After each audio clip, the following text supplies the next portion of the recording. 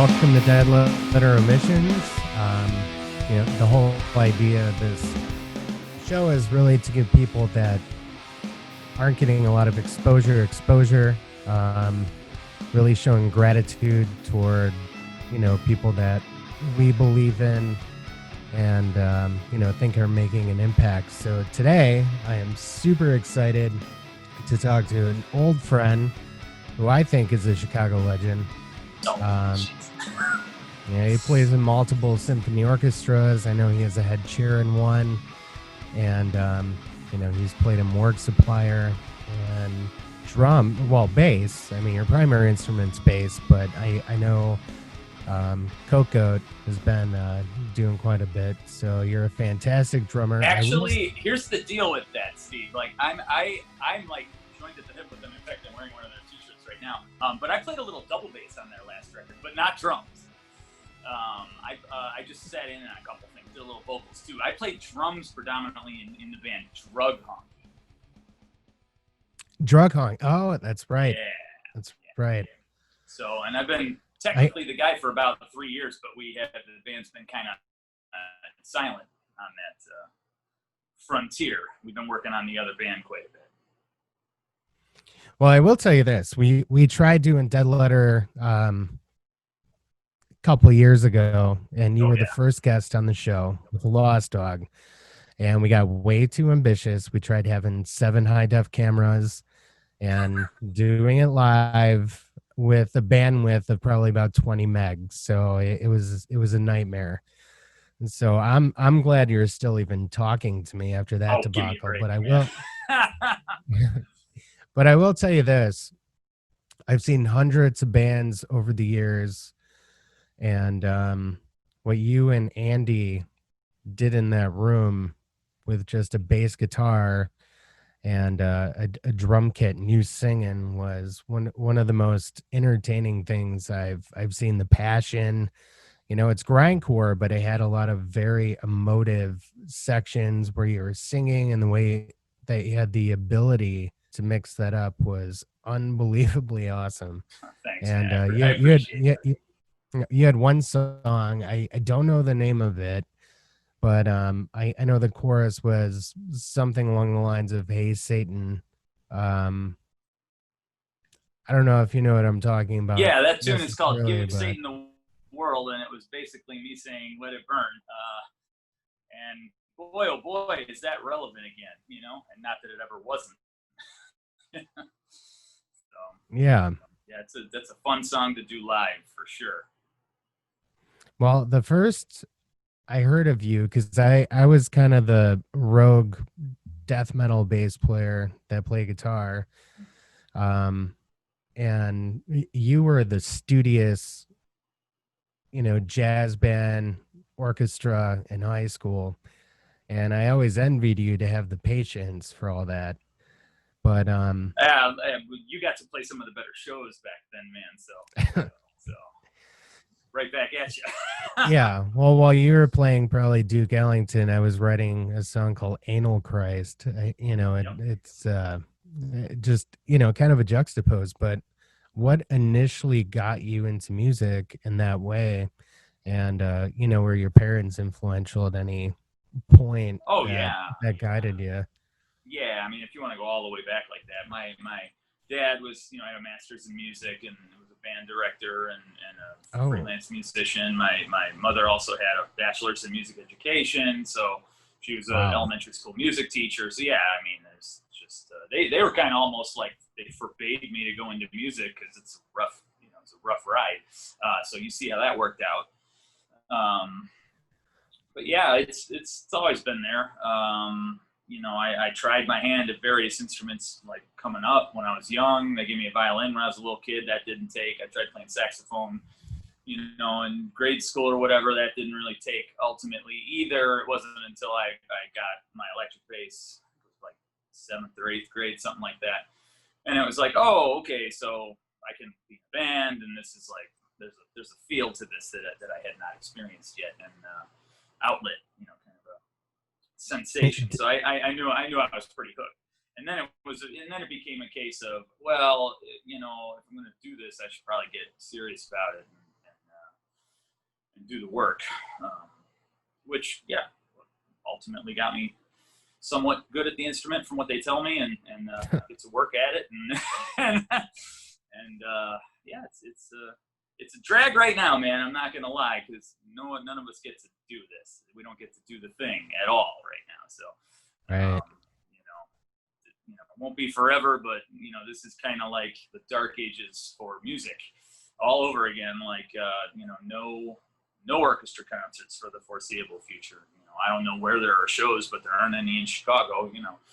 I would love to tour on the new Lost Dog record, but that's not a thing right now. So everything's just on pause, which is certainly, we could get way into the frustration of all that.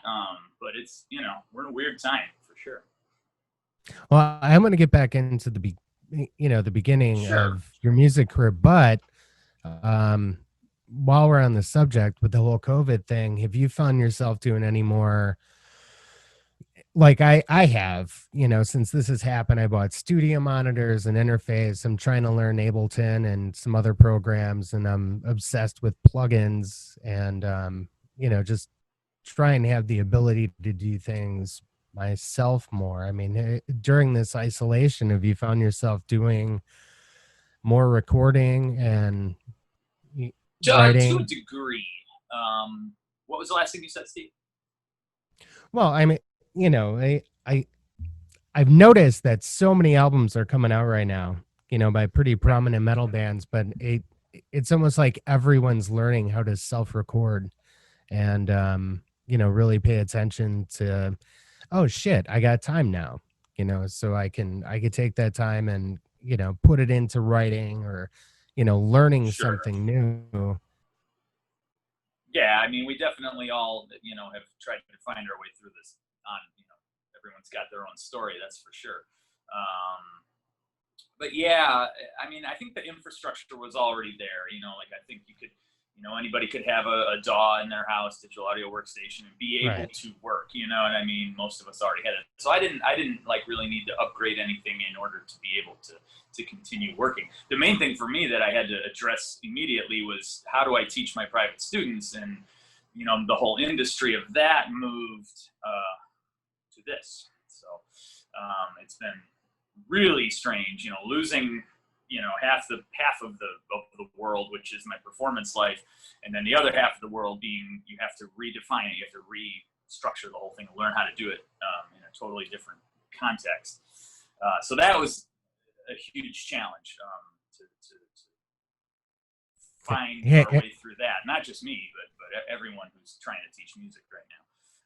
yeah, hey, has the technology um led you to any walls with students that maybe didn't have that capacity Uh, or you know, know-how?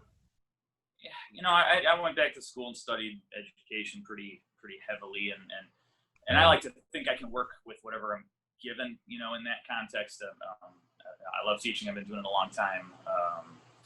But in this case, you just had to adapt because now you can't manually adjust the student. You can't physically go like this, Right. and you can't fix it.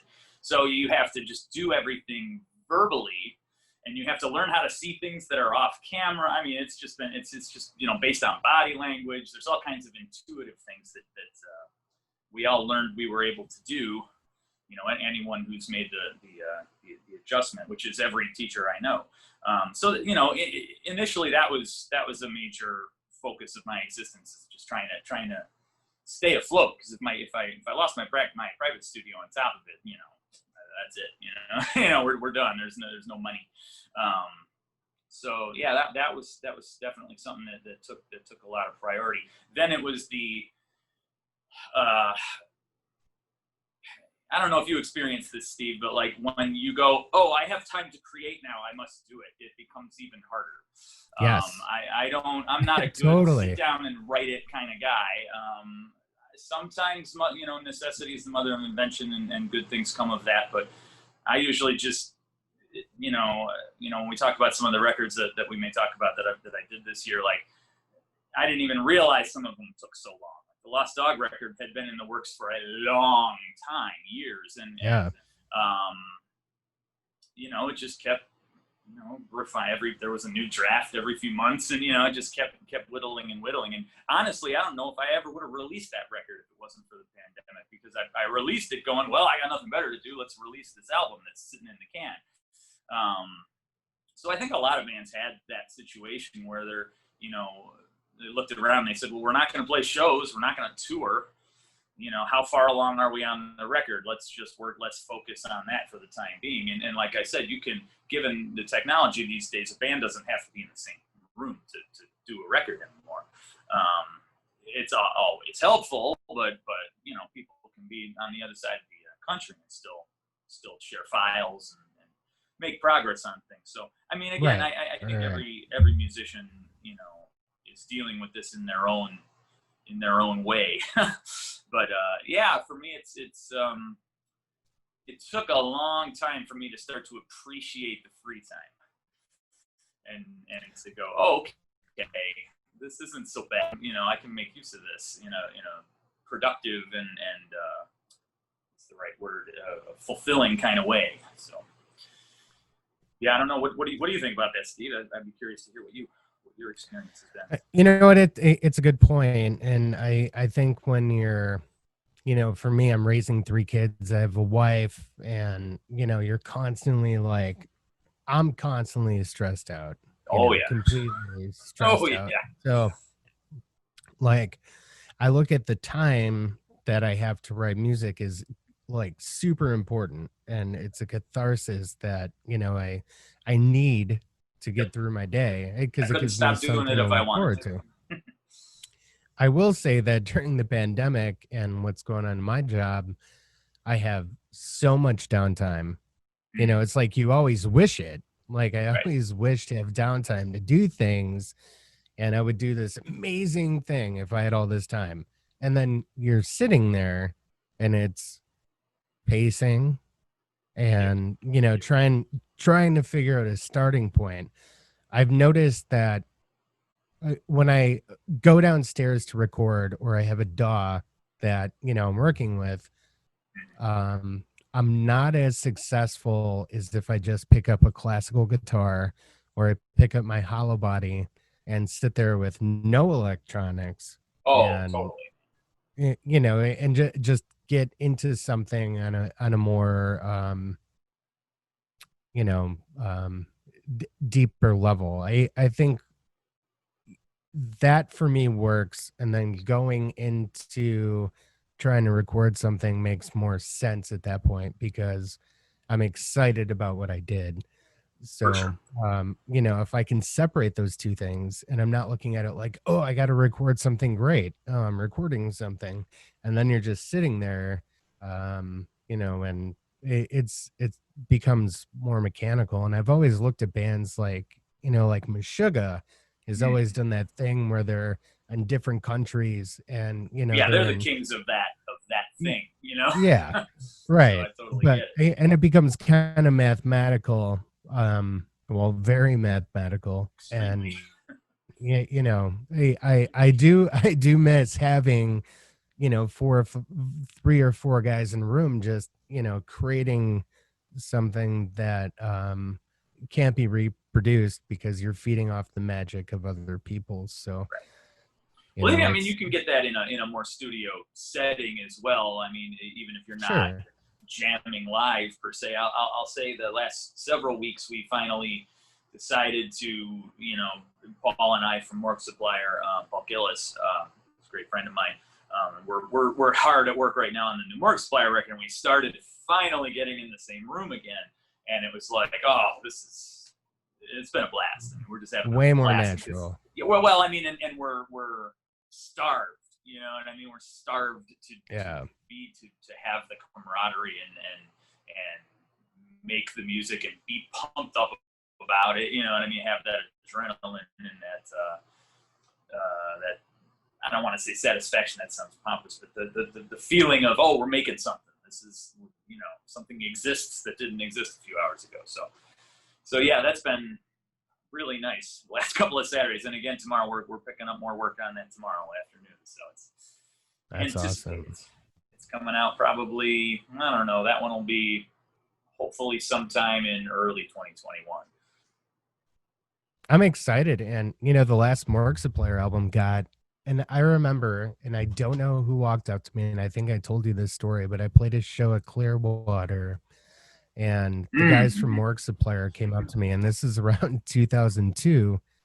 And Yeah, this was before they're I like, was in the band for sure. Yep. yeah, they were like, you pick really fast. Do you want to be in our band? And they gave me a demo, and I just had too much kind of going on, but Sure. I was so impressed by what they were doing. Um, I if I was smarter, I would have pursued that for sure. Oh, But you yeah, guys man. but you got the like the last album was in Decibel, and I it got really good reviews. Again, that was another record where it was like, man, we wish it got great reviews, but we don't feel like it moved enough units, and we just don't feel like we were able to support it enough. There was band drama and the whole bit, you know what I mean, and just everyone's life, all of us being adults and such, you know what I mean. Sometimes the band stuff suffers. So that record we're epically proud of it. The three guys that you worked on that should record, be. Paul and Eric and myself, we all wrote our behinds off for that one, and I don't know, it's pretty solid top to bottom. Yeah, the guitar playing was so unique. The bass playing was great. It reminded me like when Brutal Truth came back with their comeback record.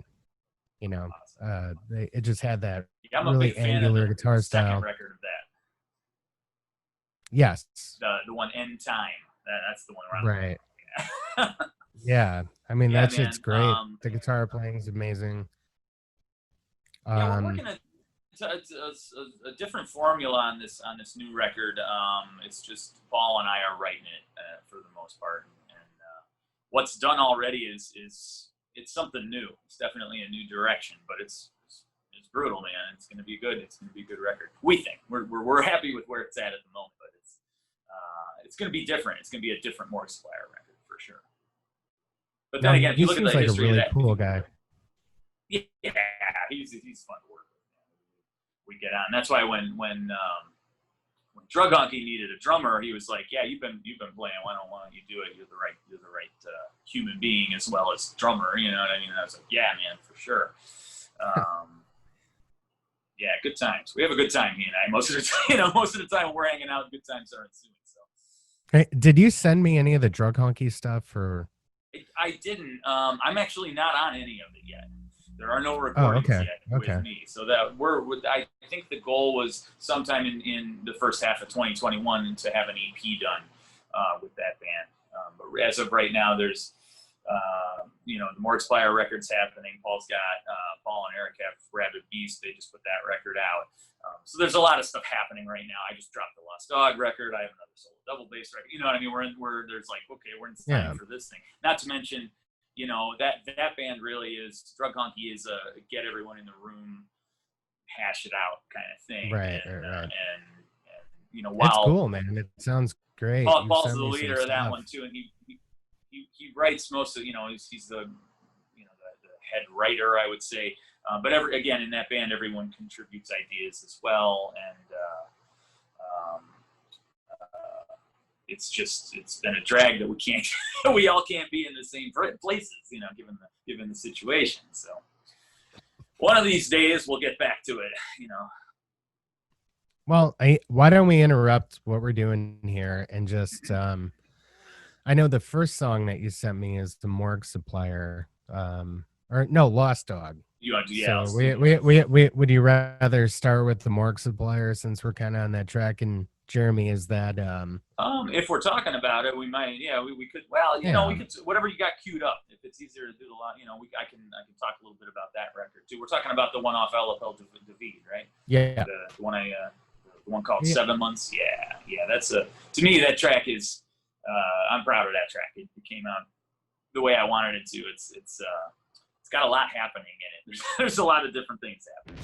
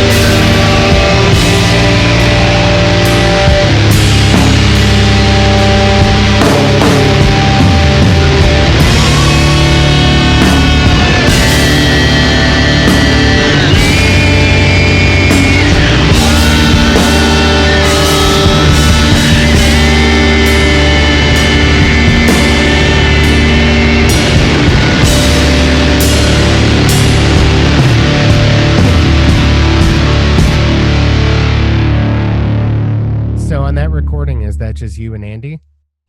That's just me. Oh, you're playing drums too. Yep, I'm playing. So Andy played on the first half of the record, and I played on the everything on side B. So, Okay. Yeah, we split the duties. So we can go back to Morgue Supplier since we're on the Lost Dogs subject, and that's all you. Excuse me.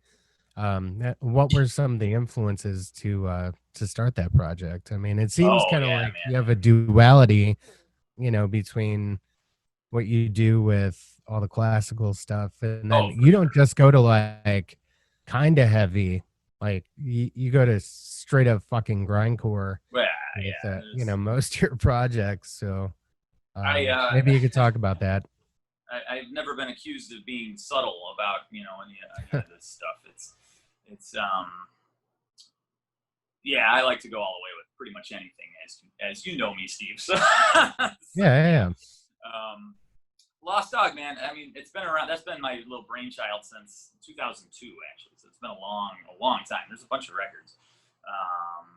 2005, I put one out called Navy Pier. It was I still think holds up pretty good. There's a couple EPs in the middle there that when I listen back, I go, this is all right. I'm not dissatisfied. But that was basically kind of the same. It's not a direct evolution, but Chris and I were doing the Idiot Police way back in the day, and I started getting that grindier sound and trying to figure out, so one of them kind of begat the other, because after I still kept Idiot Police going. Chris wasn't in it for a while. I started singing for it. We got a live drummer, and that's when the duo thing started happening.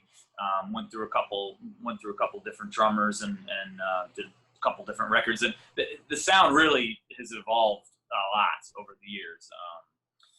At first I was trying to do it with a standard tuned bass. Now I'm using all kinds of hybrid piccolo setups and all kinds of talk about that. So I mean, you got ideas. You got the low end, which is what are your low strings tuned to? The low string on the Lost Dog bass is a D below standard E, so like a drop. Okay. And then the A. Oh, okay. So it's an A. It's a D and A. Well, then the A, but then the ADG is an octave higher. Okay. So I've got pretty much all the bass parts you're playing on the one string, and then is that like a piccolo string situation? You know how they have like Nashville guitar. Okay. Mm-hmm. It's funny, man. It's a bass string. The piccolo G string is like a guitar E. It's just a wire. Yeah. So it's very different feel. It feels much more like a giant guitar. People say, why don't you just play guitar? And I go, I've tried, man. I am just a horrendous guitar player. It's a lot like when I try to play violin too. It's just so small. I'm so used to the big scale of the double bass that I like a meteor neck in my hands to play on. So even when I'm doing that stuff, I'm really all about the precision bass neck still to this day. I like having enough room to do what I want to do.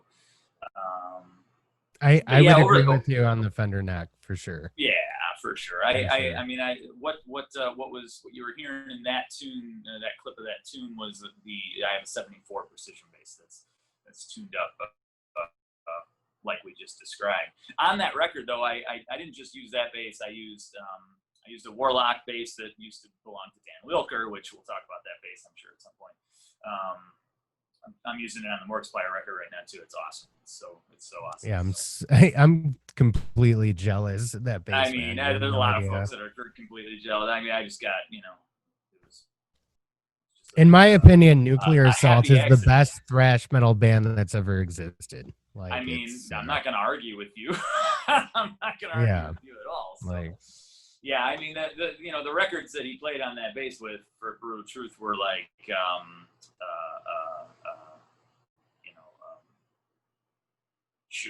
the first two real records, Need to Control and Extreme Conditions, and And it's just like, oh, I have that instrument in my house. You know what I mean? Like it's intimidating to pick it up. It really is, because you go, I better throw down, because this, this thing knows what's going on. You know. Yeah, he did a lot. I mean, if we want to talk about my heroes, Dan Lilker is way at the top of the list. You know, he was such a sweet guy too, when we did the bass and everything. He's such a great dude, man. It still blows my mind when I pick that instrument up and I'm like, oh man, because I mean, I wouldn't even play grindcore if it wasn't for me to control. You know what I mean? That album is just, that's awesome. It's unbelievably good, and honestly, the two albums after that, Kill Trend Suicide and Sounds of the Animal Kingdom. I mean, if we had to pick 3 grind records, I can't tell you which one of those 3 is my favorite, but those 3 are like, that's how I think about grind. Sounds in the Animal Kingdom, actually, the day it was released, I made sure I got my ass driven to Rolling Stone Records. For sure. Yeah, so I can get that. With my LaCroix. Got it. Yeah, man, it's great that Rolling Stone is still there. Yeah, I'm hoping it survives. Record stores left, man. Holy shit. Yeah.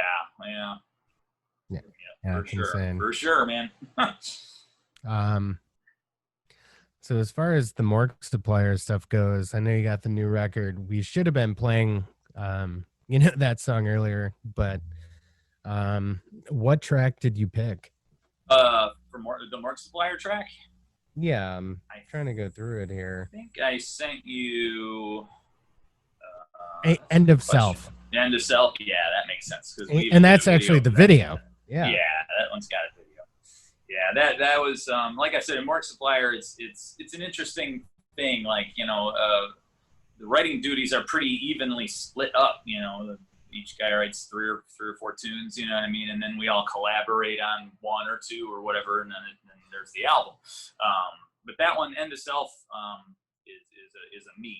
So good. I love what Paul did with the lyrics and the video for It's Just.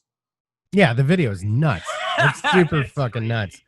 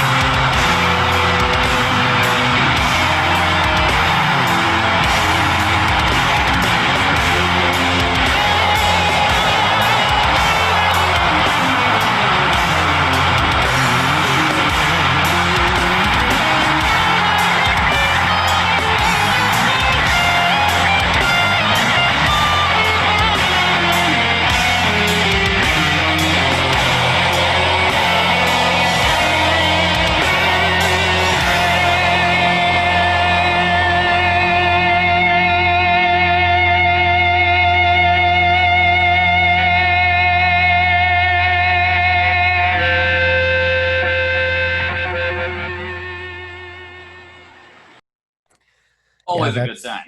That's a lot. Yeah, that is a really fucking outstanding video. Yeah, he did it. He crushed it. It's not a it's not a subtle topic either. You know what I mean? So, No, and you know, I think you would agree with me. Grindcore done well it's got a melodic structure, but then like the intensity of what you're saying is gonna come like in this blast of energy, and then you guys have the ability to bring it back and then extend that blast of energy, you know, like 4 more bars, and then you know, kind of like the writing style you guys have is unique. It's super unique. that's a great compliment, man. I appreciate that. I mean, a lot of people that are in a grindcore, I would say a big percentage of the audience just like the chaos and the hilarity, you know, of a lot Sure. of it. Like, you know, but when people do something like you guys are doing, like Discordance Access or, Sure. you know, Pig Destroyer's really good at that. I mean, we love gore guts. You know what I mean? Those albums that really took it to another. Yeah, I can hear the gore guts. Technically, yeah. I mean, you know, we all love death metal too. You know what I mean? We're all grew up listening to Morbid Angel and everything. So there's that. There's definitely with Morgue Supplier. There's always been a. You know, we even would say if people ask to pin us down and say, "What is it?" We go, "It's a death grind." You know what I mean? It's little A, a little B. We don't really. We're not out to try to write the same song over and over and over again. You know what I mean? We want every song to have its own character, and that means sometimes you're going to sound like something, and sometimes you're going to sound like something else. So, I actually we've run well, we've run Satellite, you know, and I've run into a few times over the years, and I remember I ran into on the Gorguts Obscura tour at the Fireside Bowl. It was them with which was an amazing album. Untouchable. That's untouchable. That's their peak. You know what I mean? Like, it's God level, man. Yeah. And who opened up? It was Berserker. That I don't think I caught that show, man. I think I was, unfortunately, I definitely was at the next album, From Wisdom to Hate, when they played at the Fireside. Okay. Yeah, I think I snoozed on that, on the one you're talking about, and boy, Steve Hurdle would have been in the band. You know what I mean? Like, that's right. Those are the dudes, man. Those are the dudes. So yeah, killer. So speaking of which, I want to get to your double bass stuff. Sure. But sure. I also kind of want to hear what you've been listening to this year. A lot of great albums have come out, and I know, you know, our last podcast with Jeremy, you know, we kind of went through our top 5, and I didn't ask you to do all that work, but what are some newer albums that you've been listening to during quarantine? It's funny you mentioned that, because you know, Paul, talking about quite a bit with Morgue Supplier. It was yesterday, I think. He texted me, and he texted me a link. He's like, "Have you heard this?" And I was like, "No, not yet, man. I'm gonna check it out." And then, like, he texted me, I don't know, a couple hours ago, right? I was getting ready to practice a little and eat some dinner and stuff. And he texted me another link, and he's like, "You need to listen to this, man." And I was like, all right. And so I spent my dinner hour listening to, are you hip to Imperial Triumphant? I knew you were gonna fucking say that band. Shit, man. I didn't know. I didn't know until like an hour and a half ago. I honestly wanted to stop you and say that I can guess exactly what you're gonna say. It's Trace. I mean, like, I would have been in the dark, though, man. I would have been in the dark. I got turned on to it, and I literally sat and listened to that whole album straight down and just went like, all right, that's it's fucking amazing. Yeah. It's Trace Bruans produced it. Is that right? Yeah, I knew he had something to do with it. Yeah, man. I looked it up. I think his name was Steve Blanco. Is the bass player who's playing all the classical piano on that. And so I you know, Paul sent me, you know, we were talking. I was like, man, that dude's a stone cold motherfucker, and like everyone in the band is, you know, and yeah.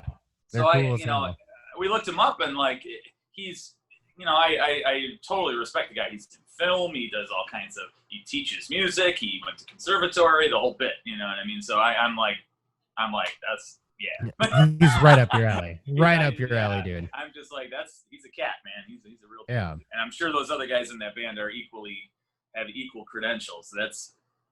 I was blown away. Like, I'm just like, man, nobody's doing this. Nobody's fusing these things together like this. In this such a. I just love the style of it so much. It was right. It never strayed into things where I was like, I don't know about that. You know what I mean? Like, every choice I thought was just gold. So yeah, I'm gonna spend a lot of time listening to that record coming up next few weeks.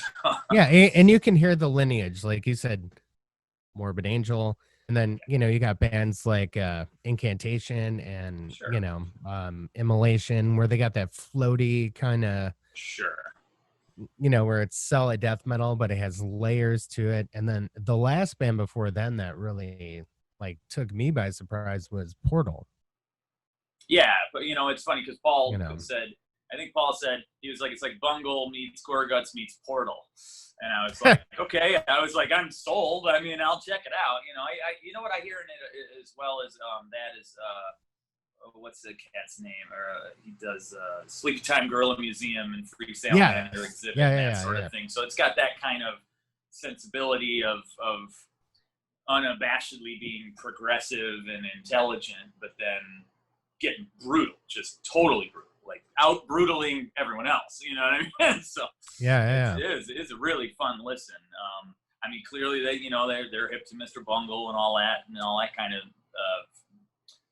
genre bending fusion-y type stuff that still has its foot planted in super heavy stuff. That new Bungle album looks killer, by the way.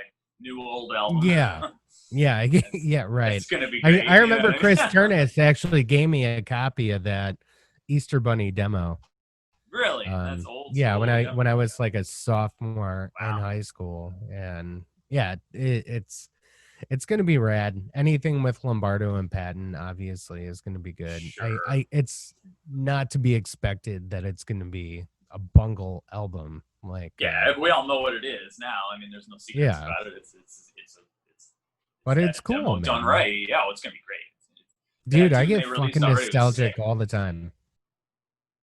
I get nostalgic all the fucking time. Where I want to be like, dude, if I was me now re-recording the stuff that I did when I was younger, it would be a different thing. But I still am impassioned by the fact that I had the youth that gave me these weird ideas that I can't duplicate now. Like, they're raw, like the rawness of my initial ideas. But I think it's going to be fun. I think they're making it fun, and more power to them. I mean, who knows with Mr. Bungle? You went from the self-titled album and Disco Volante to California. All three of those are completely different bands. Yeah, it's unbelievable.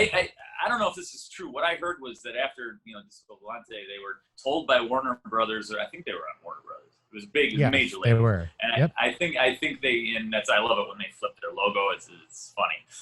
At any rate, what I heard was that they were told, they were like, God damn it, you guys need to do songs on the next album. And so that's what California is. It's them doing songs in 10 different genres, Yeah. I mean, and they steal from everything on that album, from the Beach Boys to, in the last song, I was sitting in a music of the world music class, and we're doing, I believe it's Indonesian it's old tribal stuff and this chanting thing. And I'm like, they're like, chaka, chaka, chaka, chaka, chaka. I'm like, wait a minute. I'm like, wait a second. And that's what it is. That's where he got it from. So, and then I guess Warner Brothers was like, it was a total "you fucking assholes" kind of thing. You know what I mean? Like, because they did what they wanted, but it was still totally unmarketable. Because what was California? What is that? It's just one excellently weird thing after another. I love that. That's my favorite Bungle record, actually. Well, you can see that with Spruance too. At Secret Chiefs, it kind of has that. But in my opinion, it's like their version of Pet Sounds. You know. Oh, for sure. Yeah. Well, I mean, You know. they're not even hiding the fact that there's a lot of Beach Boys stuff on that Yeah. record. You know, Sweet Yeah. It's Charity fucking is a brilliant. Beach Boy tune. You know, and practically it's just the same exact thing. Oh, I remember something. I just backing up to that Imperial Triumphant record. On my first listen, I don't know if they probably know of them, but I was like, man, this has got a lot of Cheer Accident kind of vibe to it. Are you hip to Cheer Accident? Oh, man? wow. You Oh, know yeah. what I I've mean? seen them several times. They're one of my two favorite Chicago bands. Like, I love Cheer Accident. Anyone who doesn't know about Cheer Accident, that's their problem because they've been around for like 30 whatever years. Yeah. And they're That's just the staple. when they decide to get heavy, they get really heavy. You know, and it's that same kind of mixed meter to the point of what's even happening. How did you guys rehearse this? I would love to be in that practice room. You know what I mean? Just figure out how you build something like that's that intricately complicated. That's it a must really take cool time. fucking reference. That's a really cool reference, man. Yeah, when I got my first Cheer Accident, like I was confused, but there were bands, Oh, they yeah. were kind of. I think I saw them once with Arab on Radar. I don't know if you know that band, but I don't not too well, but yeah. Where was that? What show? And Was that like I think a Mars? few nights after that, no, it was at Fireside, Oh, cool, man. but they acted like completely mentally disabled. Where hey, everybody in the band was just, and they pulled it off so well that it was frightening.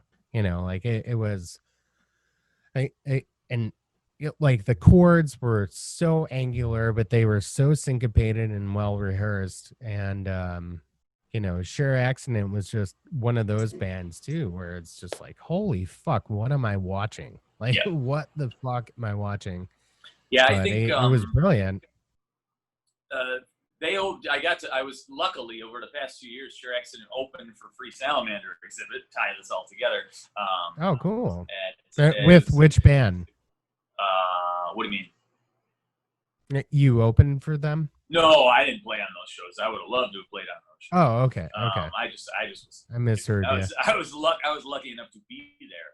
And both times it was just devastating. Just totally crushing musicianship from everyone in both of those bands. Really, really exciting shows. I think that was it. What venue was that at? It's gonna drive me nuts. Well, hey man, after this is all over, it was at B Kitchen. Oh, cool. Very cool. Well, when this is all over, man, we'll hook up and go next time they come around. Yeah, man, it'd be nice to go. What was the last show we've been to? Maybe Corrosion of Conformity?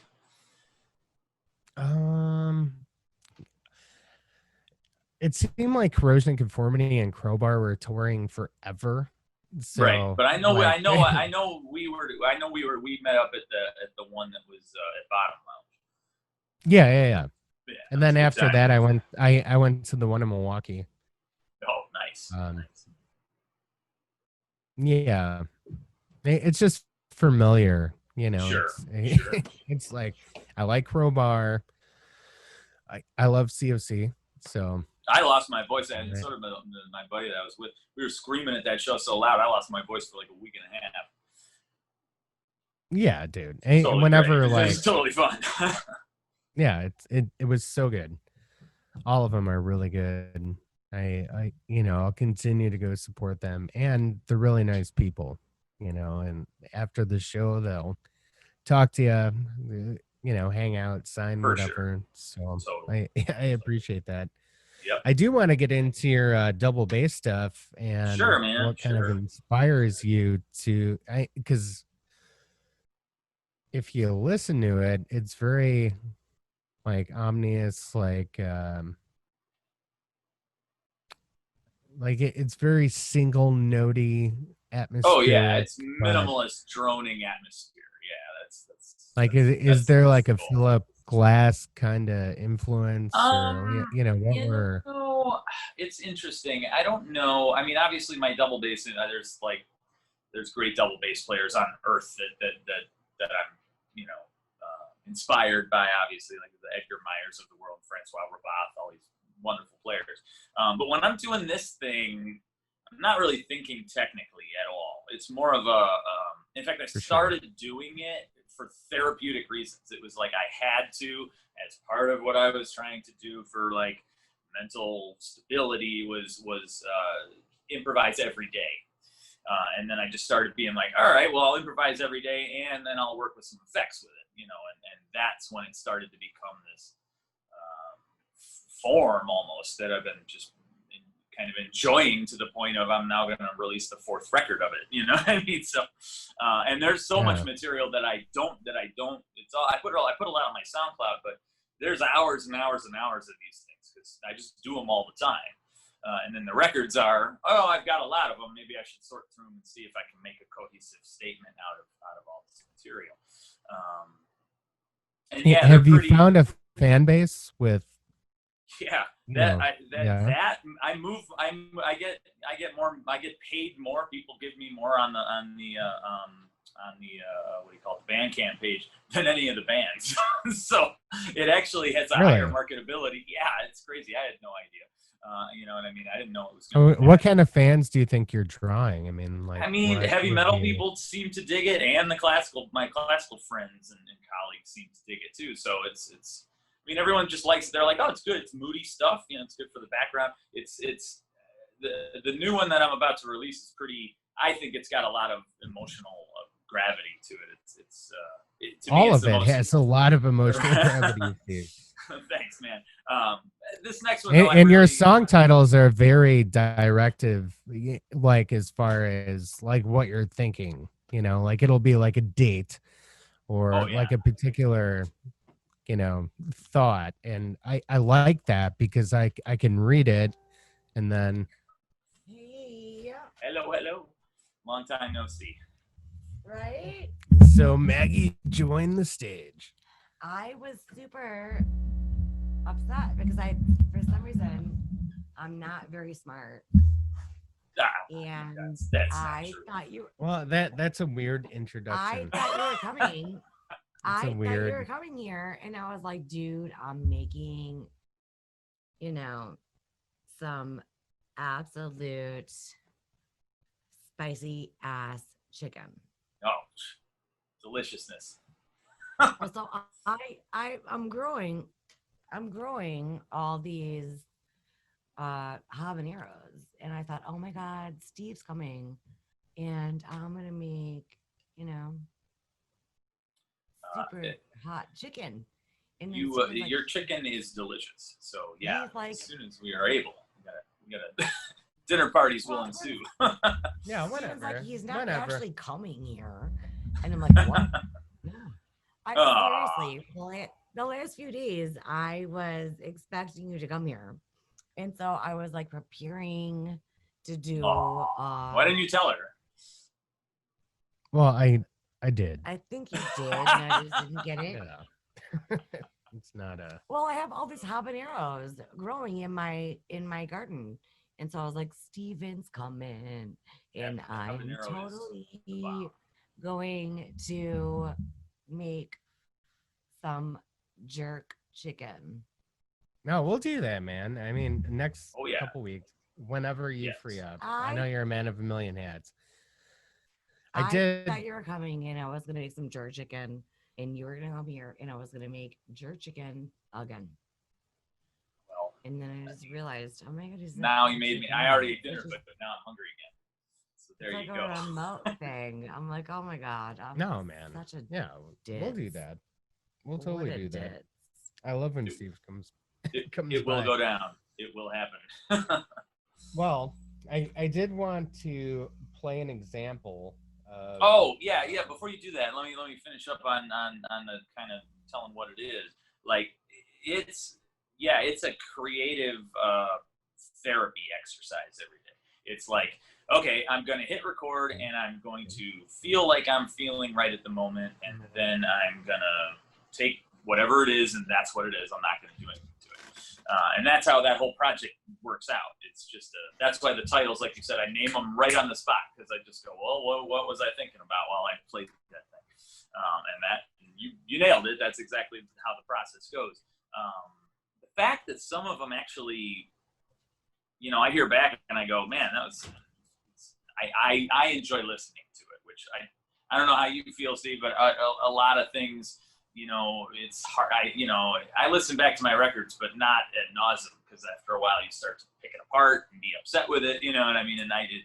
These records though, to me, I can listen to them and they actually chill me out, which that's not normal if I'm listening to my own music. So it's been an interesting process to find this kind of new channel. And again, a lot of it is born of the fact that over the past couple of seasons I've been hell-bent on winning some orchestra positions so that I, have some jobs and such. And I was able to take care of that. So my chops were, the whole time really up all the time. And that's the other thing that started happening. I just was playing really well and then I would improvise. So that's pretty much how it all came about. Yeah. It's like when, I've been in a couple bands that were really progressive and, you're just riffing all the time and writing. And then I would come home and I would just want to hit a chord. Oh yeah. For sure. And, just let it resonate and hit the next chord. And all the rest of it was going on in my head, but I didn't play it. I just kind of let it roll. And that's how I feel about when I hear your double bass stuff. It's it gives it that imagination, where you can do that, and the listener has to do the rest of it. Sure, absolutely.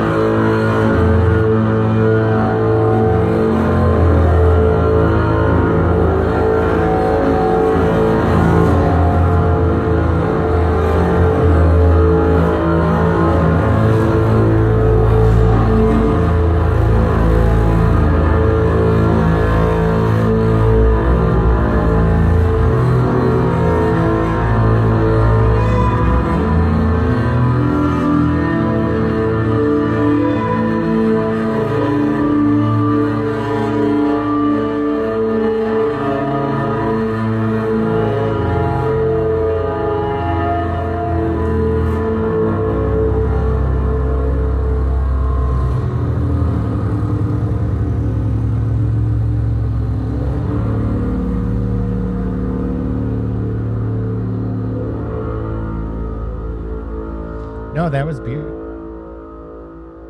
It reminds me a lot of, Dead Can Dance meets like Oh, guys from Neurosis solo albums. yeah. It's funny you mentioned Neurosis. They're a huge influence. So yeah, I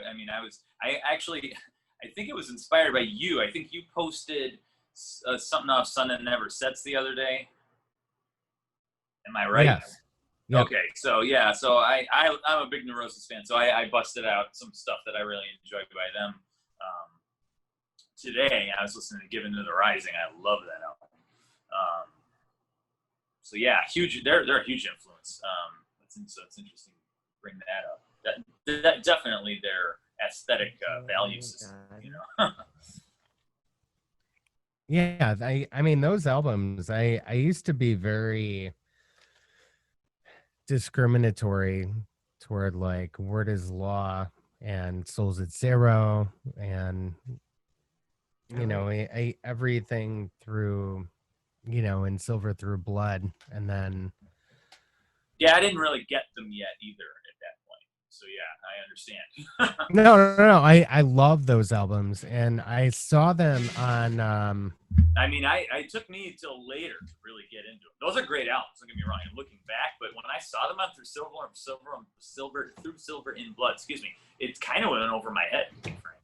It was weird. Yeah. And I am the first person to admit, I was wrong. You know what I mean? That was a kick-ass show. I just didn't know. I wasn't. My ears weren't advanced enough yet to know what I was hearing. Yeah. I think they opened for Guar. It was Guar. Yeah, that's right. They were opening for Guar, and I was. Oh, like, that's awesome! You went to that. I was like, show? "What is happening?" Like, yeah. So it's crazy. Yeah. Well, that was a hard opening act. I mean, opening for Guar back in the day was ridiculous. Yeah, everybody was getting booed off the stage. The only other band that I really liked was, do you remember Brutal Juice? Of course, yeah. Yeah, like yes, I do. I still love that album. It's one of my favorites. That's awesome. Yep, totally. So but with Neurosis, ask. Real quick though, so as long as we're on the topic of Neurosis, have you ever done the Times of Grace thing where you play the companion album Grace? Yeah, the Tribes of Neurat. It's so amazing. That's the trippiest thing you can do to yourself with sound, in my opinion. That's such a kick-ass experience.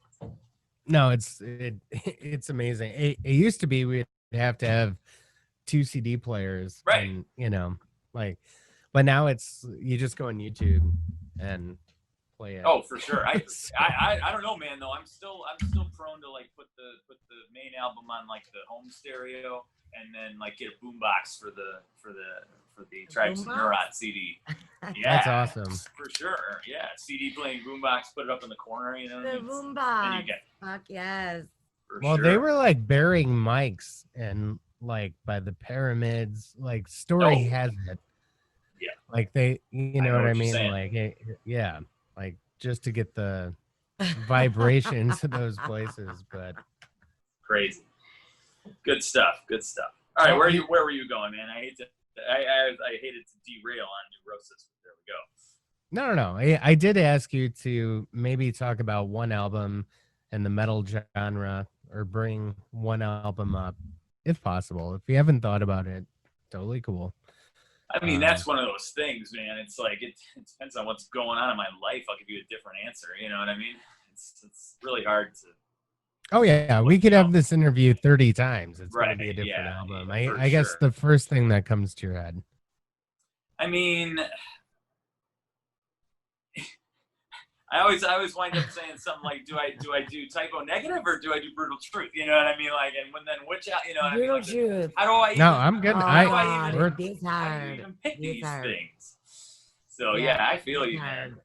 Hey, I don't know. I mean, whatever you feel like talking about. Or Typo, Brutal Truth or Typo. That's a tough way yes, to it go. is. I mean, how do you? You can't even compare them. That's my point. No, you can't.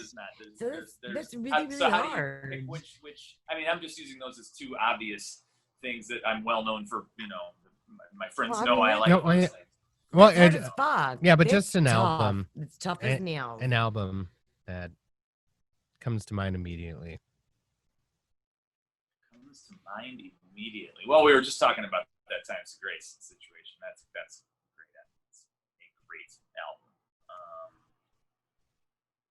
Yeah, it's so hard, man. It's so hard. It's But really yeah, hard. if I had to Oh, pick, we could just say Times of Grace if you want. You know. yeah, for the time being, yeah, sure. I mean, there's just so much good stuff, man. There's so much good stuff. I mean, I Mentioned don't know. 50 bands or That's 25 really bands tough so to far. do. I could pick anything off of any of those records. Yeah. I will say this, No, man. for sure. Back to one of the previous questions. Stuff I've been into this year. I think I'm in the minority, but I really like that new Ozzy record, man. Really? Yeah, I like it. That happened. It That makes was me a happy. thing. I don't know why, but it does. And I've actually been listening back to old Ozzy stuff. And it kind of, speaking of Typo, we were talking about them a second. I just remember Pete Steele saying in interviews, people would ask him the same question, like, what are you listening to? And he would always say something to the effect of, I still listen to the same stuff I always listen to.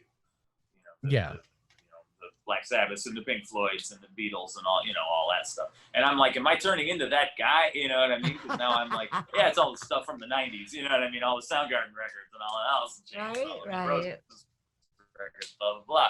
So it's I get it. Position of starting to be like, grumpy. I'm literally the same way. You know? Like I told Maggie earlier today, it's, somebody posted something like, what's a perfect album? Name it. That's how And I always say the same shit, like Dude. Souls at Zero Neurosis, Voivod, Phobos, the first I two love the Chromags Voivod, well, the albums. newish Voivod. Oh my God, I love it, dude. The Voivod, guitar playing. love great. love Voivod. And I think also I Hate God. I'm pretty sure anything I Hate God is just pretty much incredible. I guess at this point, I really just want to know like what the next endeavor is, and we're kind of hitting that 2-hour mark. So Where are we at? Oh yeah, how about that? Yeah, we're getting there. And it's been a killer, ridiculous pleasure to talk to you. No, I love you. Yeah, I love you too. Yeah, man, of course. And are you gonna come and have some jerk chicken soon? Yes, we're going to figure it out for sure. Yeah. So, what's coming up? Holy cow! Yeah, what should we looking out for? Well, I'm still gonna push that Lost Dog record quite a bit because is that song gonna be on it, or the one you played, the Lost Dog song, or no, or the Hey Satan? Oh no, that tune is still yet to be recorded. It'll give Satan the world. Yeah, that tune is still yet to be recorded. So the next Lost Dog album was supposed. It's honestly one of my favorite fucking songs, dude. Okay, so check it out. So this album that I just did was this big grindcore catharsis thing that I needed to do because I needed it to.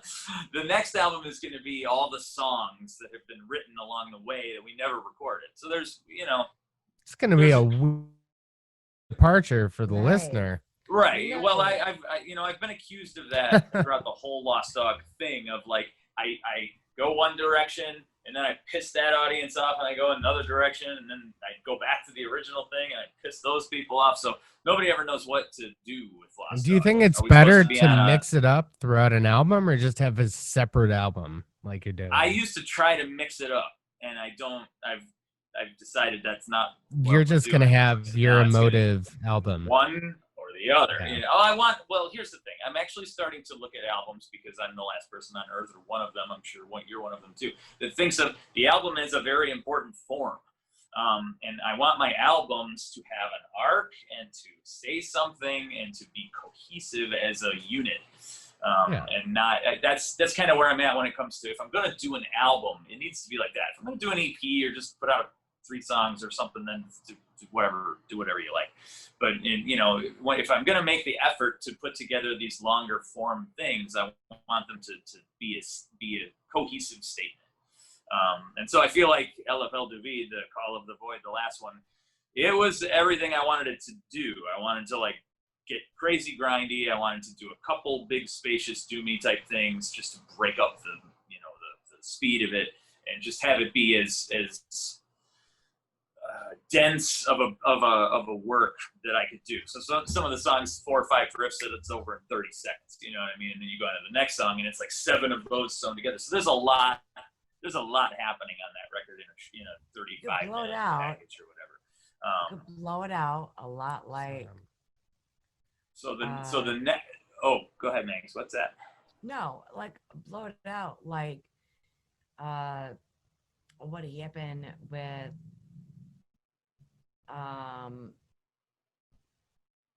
the whole idea of Devin Townsend and Devin Townsend. it's a blowout. I mean, that's incredible. You know, you gotta make it simple, but realistically, when you put it out, it's incredible. I mean, albums are an important form, like we were saying. Well, you have that type of ability. Oh, it's so good. It's just one of those things where if you keep doing something for decades and decades and decades, you're just gonna refine whatever it is you're doing. It just goes out of just the water wearing away the stone. You know what I mean? So it's like, well, how many Lost Dog records are there? You know, this will be the 3rd big Morgue Supplier record that I'm playing on. This is the 4th one of these double bass records, and you have that. Yeah. Well, and point being is what I really feel like these most recent endeavors. I do feel like it's like, oh, okay, this is a good. I'm distilling what I'm trying to do. So especially with the upcoming double bass record, I've been listening back to it and just going like, yeah, this is exactly what I was trying to make. And it's there. So in previous efforts, it's been more like, well, there it is. I wonder what it is. So it's been fun to kind of see that level of control happen in that creative process. You have that ability, and that's been awesome. And I'll say this too. Like, I'm starting to get really comfortable with the idea of being able to practice on my own schedule. Making music on your own time is so much easier than when you're on as you are well aware, a fixed work schedule, and then you have to force the musical time to happen when you are assigned that time. Has it been helpful to like actually write a schedule throughout the day where? Well, I try to keep I keep myself on a schedule, but it's more like I know I have to teach, but I don't have to drive.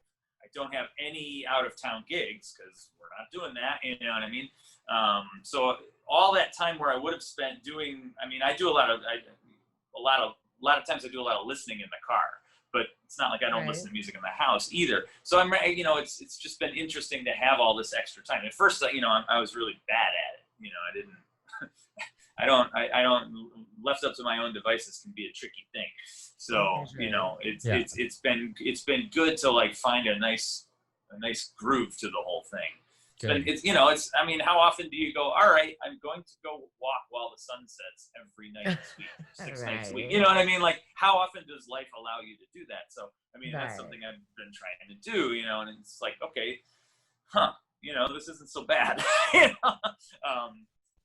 Do I miss playing live? Of course. My heart is just broken over not being able to play concerts. That's what I do for, but it is existence. So it's a drag right now, but it doesn't look like it's anywhere near being over either. Yeah. Seemingly, we have no idea, and the more we learn, the more we don't know. But so I did do a couple, two of the orchestras I played for.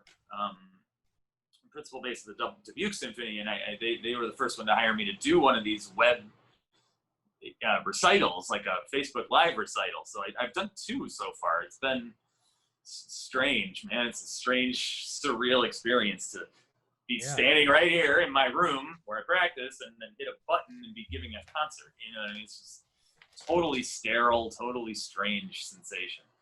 Well, I actually had the choir teacher from my middle son come up to me with a mask on. I didn't even recognize him. And he's like, I want Brenner to join choir again this year. And I'm like, what does that consist of? Showing up And at choir.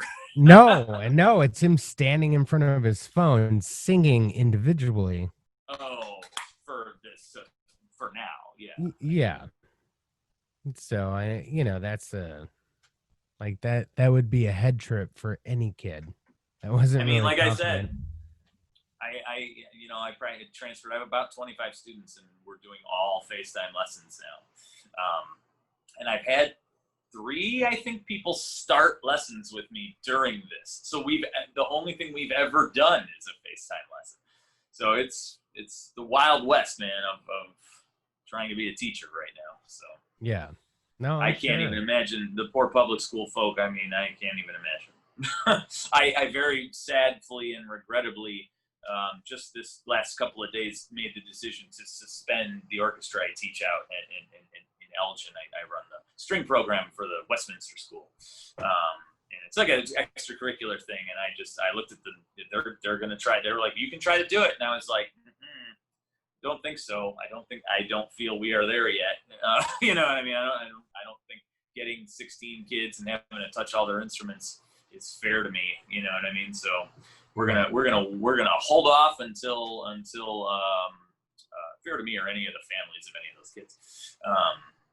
So we're gonna try to hold off till spring. But yeah, it's pretty heartbreaking to say, yep, I'm not gonna teach. I'm not gonna teach my orchestra. Like it's. Whoa. So there's some grim realities to all this that are, you just try to be like, well, it's not permanent, and move forward. You know what I mean? So no, it's par for the course. I mean, even in my direct department that I work in, they fired 38 people. Within the last 2 months. So the unemployment everyone's just kind of hanging on by a string, but we're getting through it, and people like you make it very hopeful. And I know the beginning of the whole COVID thing, we're all going through some psychosis. We're left left to our worst habits. Yep. I did that. I know. Yeah, you may have done that. A million people. Yeah, you probably know did that, but our entire society, like, basically all got depression all at once. You know what I mean? I mean, yeah. Let alone people who actually were sick and put on ventilators and maybe didn't even make it. You know what I mean? So yeah, what a mind fuck, man. What a mind fuck, the whole thing, man. Yeah, total truth. I mean, I went on disability a couple months back. I'm still on it for another month. And I'm seeing a counselor twice a week and a psychiatrist every couple weeks just to. Yeah, man. My counseling. I have to protect my family, and for sure. Yeah, man. So counseling, I definitely was happy to have a video appointment with my psychiatrist as well. You know what I mean? Since all this, meds were adjusted, things mellowed out nicely, and production resumed. Yeah. So it's tough for everyone, but I hope, my hope is that all of us could kind of bond together. And I wanted to do this podcast so, I can touch base with everybody, and, I'm hoping to have, Dan on, for sure. Manny, Rick Hernandez. I love that Missing in Stars record that he did a year or 2 back. So yeah, dude, so fun. He's a fucking genius. Yeah. He doesn't know he's as smart as he is, or at least he doesn't project that. But I dig the dude's style, man. You know what I mean? It's super good. So stuff is good too. It's all great. It's all good stuff. Well, it'll be fun if one day we can all do like an album together. Yeah. Well, you know what? There's nothing stopping us right now. It's just whoever's playing drums needs to just lay down some beats, and we'll just start throwing stuff on top of it. Yeah, it'll probably be Rick Hernandez. Rick's a real sweet guy. Yeah. Well, and now he's in a band with his girlfriend, that black metal band, Mantianak. and Manny's in the band now. So, but yeah, they're all going to be on. So I really appreciate you doing the first episode, Steve. Oh yeah, who would you? I mean, well, yeah. I mean, it's like an honor, you know. You put me in, you're like, oh, we'll start with me, and we're those guys. I'm like, no. That's cool. No, you're one of my favorite people, so I genuinely appreciate it, and let's keep in touch over the next couple weeks, and then whenever you got some free time, come over and we'll cook you some food. For sure, man. Definitely get it going. All right. Well, thank you for listening to Dead Letter Emissions. I appreciate your time, and we'll see you on the flip side.